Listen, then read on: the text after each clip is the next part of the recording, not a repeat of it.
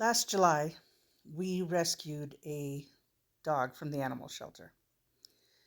I had seen his picture on the website. I wanted to get another dog. We had two. And I wanted to get another one. So I looked at the shelter website and saw this little dog. He looked like a mop. His fur was down to the ground. You couldn't see his face, couldn't see his eyes. He looked totally dejected.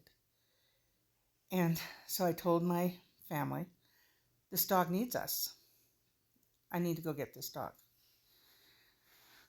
When we went to go look at him, there was a couple of people ahead of us that were interested in him, so we had to wait before we got a chance to see him and decide. The other people decided they didn't want him, so we were able to go in and meet him. And they had groomed him. What I had found out was that for 7 months before they put him in the shelter, he had been in a shelter in a town about a half-hour's drive south of us. So he'd been there for 7 months, and then that weekend they sent him up to the shelter in our town. They had groomed him so you could see his face and see what he really looked like, not this little mop. And I guess he's had a hard go of it. We don't know what happened before the shelter got him. I know that he was there for 7 months. Nobody wanted him there. And he'd had at least two people. We were there, I think, on a Tuesday. And we were there in the morning. So he had at least two people interested in him before we got him. And I don't know if he had any others before that. But we just, from the moment he walked in the room, my son was with me to pick him up. And we both just fell in love with him. Now, that didn't mean that, it was a Cinderella ending, because far from it. This dog had a lot of issues. And we have learned so much from him about patience and forgiveness and the million second chances. Because, when you have a dog that's got issues, there were times when he reacted quite violently towards us. And, your first reaction is, well, I'm not putting up with this. Let's get rid of this. And I would always say, no, we said we're taking this dog. It was his forever home.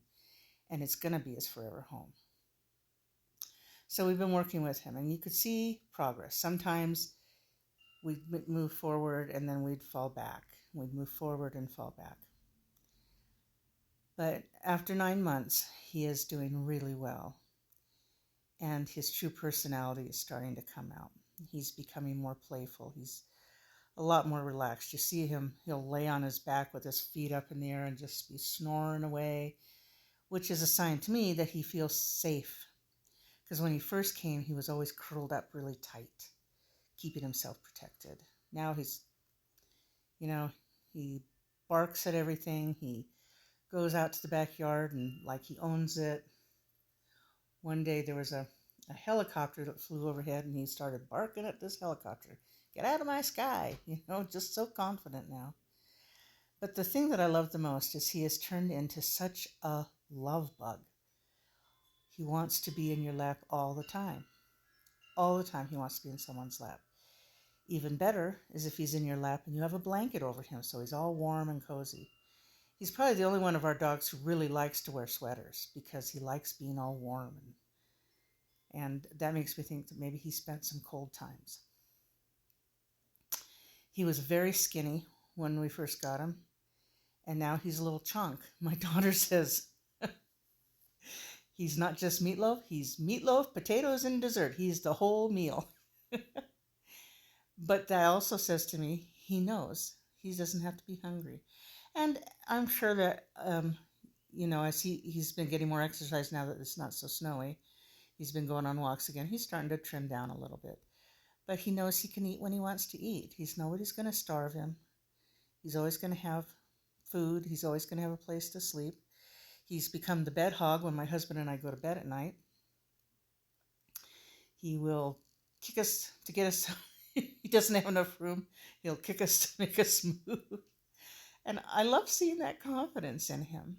And it's just, he's made such a difference. And As in most of these cases, when you talk about rescuing an animal, I thought that he needed us, but it turned out we needed him. He's made a vast difference in our family. And we can't imagine him not being here anymore.